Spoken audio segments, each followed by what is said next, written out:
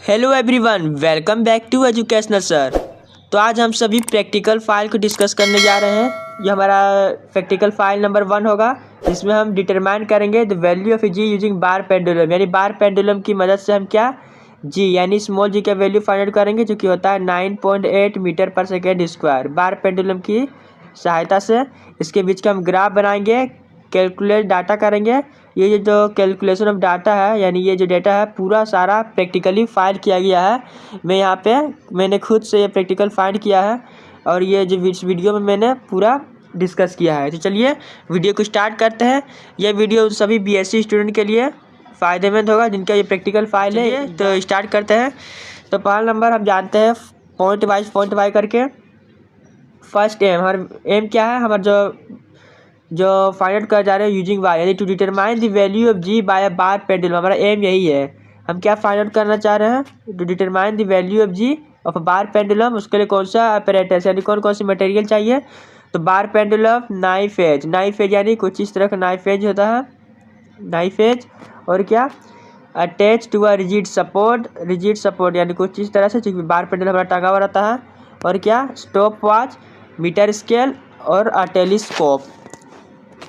Theory क्या है, the bar is allowed to oscillate about a horizontal knife edge passing through each of the hole in turn beginning with that nearest to one end, and the time period is noted in each case. If t is a corresponding time period, then t is equal to क्या होता है 2 pi under root L upon जी।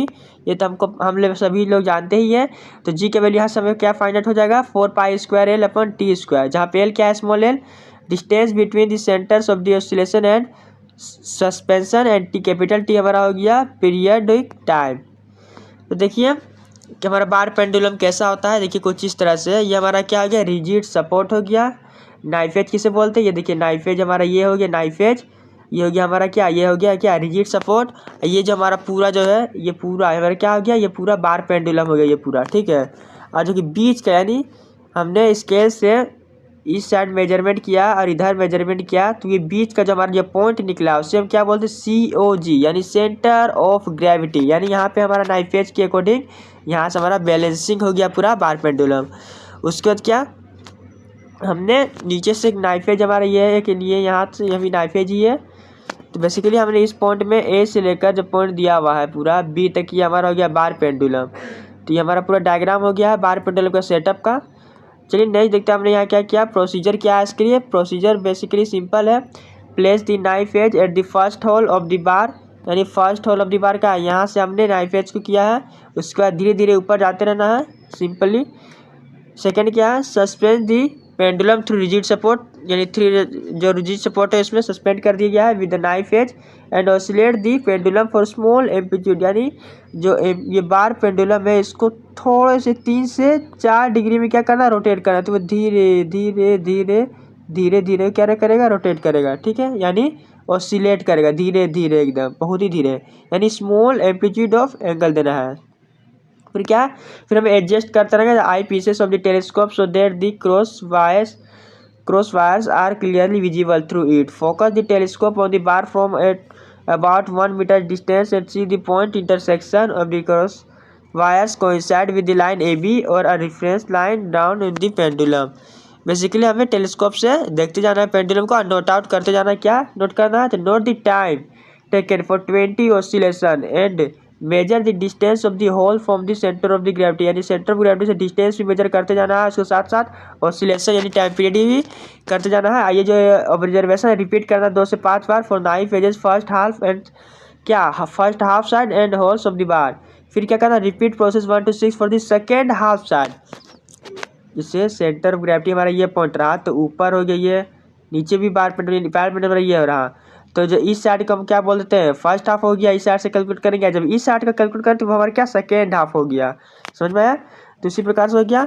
फिर क्या करेंगे, finally plot the graph between T and L, यानी time period और distance के बीच। देखिए मैं आपको बार बता रहा हूँ, ये जो एक्सपेरिमेंट किया गया किसी से चीटिंग करके, यानी जो साइट हो गया गूगल साइट या फिर क्रोम यहाँ से को देख के यूट्यूब वगैरह से लिख के नहीं लिखा गया। यानी ये जो एक्सपेरिमेंट के जो पूरा ऑब्जर्वेशन से ये मैंने खुद ही जाके लैब में किया है, तब जाके ये जो एक्सपेरिमेंटल वैल्यू आया है। तो ये बिल्कुल ही लैब में किया गया है, ठीक है।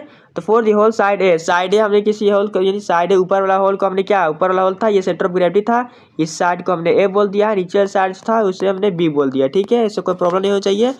पहले हमने क्या सीरियल नंबर दे दिया 1 2 3 4 5 6 करके, डिस्टेंस हमने दिया 45 सेंटीमीटर 40 35 30 करके सेंटीमीटर के अकॉर्डिंग। टाइम ऑफ ऑसिलेशन हमने देख लिया है 30 मास यानी 40 ऑसिलेशन। देखिए मेनली डिस्टेंस हो गया। अब देखिए हमने क्या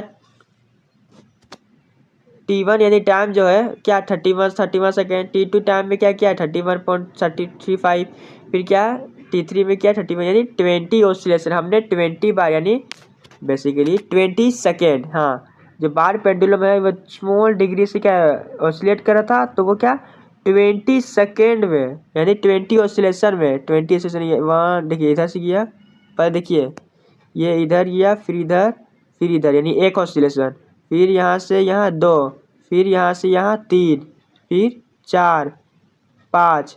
उसी तरह से हमने कितना ऑसिलेशन करवाया टोटल 20 ऑसिलेशन करवाए। 20 ऑसिलेशन करने में कितना समय लगा 45 मीटर के जो 45 सेंटीमीटर की डिस्टेंस में लगा 31 सेकेंड। उसी प्रकार 40 सेंटीमीटर के डिस्टेंस में हमने कराया तो कुछ इस तरह से आया, यानी 3 हमने एक्सपेरिमेंटल वैल्यू लिया है एक ही डिस्टेंस में। ठीक है, बेसिकली ये रहा। फिर हमने इन तीनों का क्या मीन निकाल दिया है, फिर इन तीनों का मीन सबका आ गया है। फिर उसमें क्या फाइनली हमने 5 सेंटीमीटर तक लिया तो उसका 50 लगा, यानी 20 ऑसिलेशन करने में 50 सेकेंड या 51 तो इनका हमने क्या किया मीन निकाल लिया। बेसिकली ये रहा। अब मीन निकालने के बाद हमने टाइम पीरियड निकाला। टाइम पीरियड कैसे निकाला, जो मीन निकाले हैं उसे क्या 20 से डिवाइड करके तुम्हारा क्या निकल गया यहाँ पे टाइम पीरियड। ठीक है, सेकेंड में उसी प्रकार हमने साइड बी के लिए किया है। सीरियल नंबर हो गया, डिस्टेंस हमने ले लिया साइड बी के लिए T1 T2 T3, ये मीन हो गया, ये टाइम पीरियड हो गया, इसमें कोई प्रॉब्लम नहीं है। चलिए नेक्स्ट कैलकुलेशन के लिए क्या लेंथ क्या है AC प्लस BD अपन 2। तो देखिए ये कैसे आया, अब AC कहाँ से आया BD तो ग्राफ से आया। ग्राफ से नीचे देखिए दिया हुआ ग्राफ, ये जो बेसिकली हमारा ग्राफ दिया गया है, इस ग्राफ को मैं देखिए स्मॉल पेज को छोटा कर देता हूँ, अब सब आपको बढ़िया से दिखाई दे। मैंने पेज को थोड़ा छोटा कर लिया है कि जो ग्राफ दिया गया है आप अपने मोबाइल को थोड़ा रोटेट भी कर सकते हैं। अपने मोबाइल को रोटेट करके देखें जब आपको यहाँ समझ में आएगा। देखिए ये हमारा क्या यहाँ पे मैंने लिया है साइड ए, इस साइड में हमने लिया है साइड बी मैंने। ठीक है, साइड ए साइड बी, तो उसके लिए मैंने ग्राफ बनाया है। ऑब्जर्वेशंस को देखेंगे कि नीचे जो हमारा क्या है, नीचे हमारा डिस्टेंस है L, ऊपर हमारा क्या है, ऊपर हमारा है टाइम पीरियड, उसी का मैंने ग्राफ ड्रॉ किया बेसिकली और कुछ नहीं। यहाँ देखिए ग्राफ के लिए मैंने क्या लेंथ हमने लिया है 45 से लेकर कहाँ तक है 0, फिर यहाँ 0 से लेकर 45 तक है। और उसी प्रकार यहाँ लेंथ देखिए टाइम पीरियड अकॉर्डिंग ऑब्जर्वेशन जो टेबल है उसके अकॉर्डिंग मैंने टाइम पीरियड ऊपर ले लिया है। ठीक है, एक्सपेरिमेंट वैल्यू के अकॉर्डिंग। उसके बाद मैंने पॉइंट दोनों का पॉइंट को मैच करा के देखिए डॉट डॉट डॉट डॉट दिया है, यहाँ भी डॉट डॉट। बेसिकली जो मेरा कर्व जो आएगा कुछ इस तरह से, आप कोई सा भी एक्सपेरिमेंटल है वैल्यू जो कर्व हमारा इस तरह से आएगा, इधर भी इस तरह से कर्व हमारा जाएगा। ठीक है, ये हमारा कर्व हो गया। आप देखिए यहाँ पे यदि हम एक पॉइंट को देखते हैं, यहाँ देखिए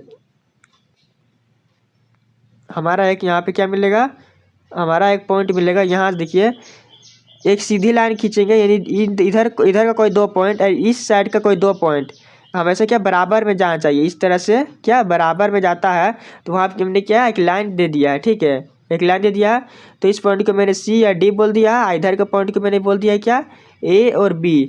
तो ये जो लाइन हमने खींचा है, लाइन क्यों खींचा है, देखिए क्यों खींचा है, कैसे खींचा है, 2 पॉइंट हमारा क्या इधर का 2 पॉइंट और उधर का 2 पॉइंट एकदम सीधा लाइन में होना चाहिए, तब उसी लाइन में हमको खींच दिए हैं।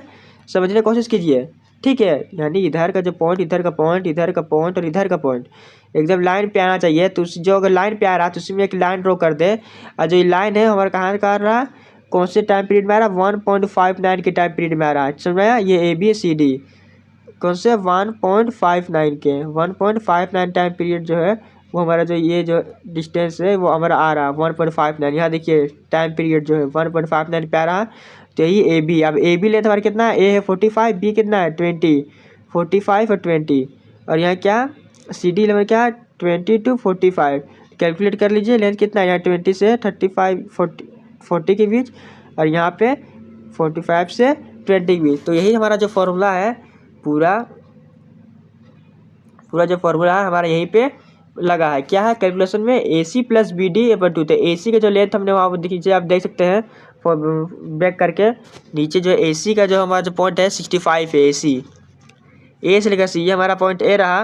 नीचे नीचे देखिए C तक, AC तक जो हमारा क्या होगा पॉइंट AC तक हमारा जो डिस्टेंस होगा वो क्या होगा 65 और BD तक जो पॉइंट होगा 60 होगा। बस कुछ नहीं, तुम्हारा AC प्लस BD अपन 2 यानी 125/2 या 62.5 सेंटीमीटर हो गया। ये लेंथ हमारा मीटर में फाइंड आउट करने के लिए क्या हमने किया 100 से डिवाइड, तो हमारा हो गया 0.65 मीटर। अब T का वैल्यू तो आप जानते ही क्या होता है 2 पाई इंटू टेल अपन G। तो G का वैल्यू निकालने के लिए 4 पाई स्क्वायर L अपन T स्क्वायर, तो 4 पाई स्क्वायर 3.14 हो जाएगा। L की वैल्यू हमने निकाला 0.64 और जो T की वैल्यू मैंने बताया था 1.59 जो टच किया था नीचे ग्राफ में वो हो गया। ये नीचे ऊपर मल्टीप्लाई करके नीचे मल्टीप्लाई करके हमने लिख लिया है। डिवाइड करने पर हमारा जो आया है 9.75। ठीक है, देखिए आपको जो वैल्यू हमेशा कभी भी इक्वल नहीं आ सकता 9.8 के, कभी भी नहीं। अब कितना बार भी एक्सपेरिमेंट कर लीजिए, आपका कितना भी प्रिसाइज एक्यूरेट वैल्यू आ जाए, कभी भी आपका एक्सपेरिमेंटल वैल्यू थ्योरेटिकल वैल्यू के इक्वल नहीं आ सकता है, ये याद रखें। तभी यदि इक्वल आ गया समझ लें आपका कहीं गलती हुई ही हुई है। ठीक है, तो ये हमारा आ गया 9.75। अब इसका परसेंटेज एरर निकालेंगे, इसका फॉर्मूला कुछ नहीं होता है 9 जो ओरिजिनल वैल्यू ये रहा। आपने जो फाइंड आउट किया है थ्योरेटिकल में, तो ये हमारा एक्सपेरिमेंटल वैल्यू हो गया। इंटू 100 कर देना है, इन दोनों को माइनस करना है, नीचे डिवाइड कर देना है ओरिजिनल वैल्यू से 100। बेसिकली हमारा आ गया क्या माइनस करने पर 0.05, यहाँ पे 100 9.8 दोनों को मल्टीप्लाई कर देंगे 5, नीचे डिवाइड करेंगे 9.8। बेसिकली हमारा परसेंटेज एरर आ गया 0.510। ये हमारा हो गया परसेंटेज एरर। फिर हम यहाँ प्रिकॉशन में देख सकते क्या, प्रिकॉशंस में लिख सकते क्या, distance are to be measure from the centre of the gravity, ये तो कंपलसरी है, मैंने बताया ही है। Time should be need with the help of the good stop watch. हाँ, स्टॉप वॉच गुड होना चाहिए। आप मोबाइल वाले स्टॉप वॉच को यूज कर सकते हैं। Using a telescope of vibration should be counted whenever the line on the bar crosses the intersection of the cross wires in the telescope to the right, figure 1। यानी telescope का use करें, बहुत ही better होगा। आँख का use न करें, यानी ये जो हमारा जो है ऑसिलेट जो कर रहा है पेंडल वो टेलीस्कोप की सहायता से ही देखे, वो अच्छा होता है। मैंने टेलीस्कोप से ही एक्सपेरिमेंट किया है। Smooth and good size curve, मतलब आपको जो कर्व आना चाहिए स्मूथ और गुड होना चाहिए, वही बना। देखिए नीचे हमारे जो कर्व है हमारा क्या स्मूथ है, देखिए पूरा स्मूथ है एकदम। कर्व हमारा पूरा स्मूथ होना चाहिए, इस तरह से स्मूथ कर्व। तो यही हमारा बोल जा रहा है कर्व हमारा स्मूथ होना चाहिए। बेसिकली क्वेश्चन पॉइंट में amplitude of oscillation must be very small. हाँ, यानी क्या स्मॉल 3 से 4 डिग्री का ऑसिलेशन होना चाहिए। The knife age should be horizontally and the bar pendulum should है वर्टिकली, ये तो सिंपल है। 6th क्या है, the knife age should be sharp. Knife edge मैंने बोला ना, ये कुछ इस तरह से होता है नाइफ एज, इस तरह से इसको 3D diagram. Knife age should be sharp, यानी नाइफ एज हमारा क्या कुछ इस तरह से होता है, शार्प होना चाहिए। 7 पॉइंट क्या है, the support should not be jerky. जो सपोर्ट होता है नॉट बी क्या जर्की, यानी सपोर्ट जो है बढ़िया होना चाहिए, बेसिकली है। तो यहाँ पे हमने एक्सपेरिमेंट नंबर 1 देख लिया है यूजिंग द बार पेंडुलम। आपको इस चैनल में BSc फिजिक्स यानी साइंस से रिलेटेड सारे जो क्या है प्रैक्टिकल यानी थ्योरेटिकल यानी सारे प्रैक्टिकल को आपको यहाँ दिखाया जाएगा। तो चैनल में पहली बार आए हैं, चैनल को सब्सक्राइब जरूर कर लें, आपको सारे प्रैक्टिकल इस चैनल में मिलते रहेंगे। Thanks for watching this video.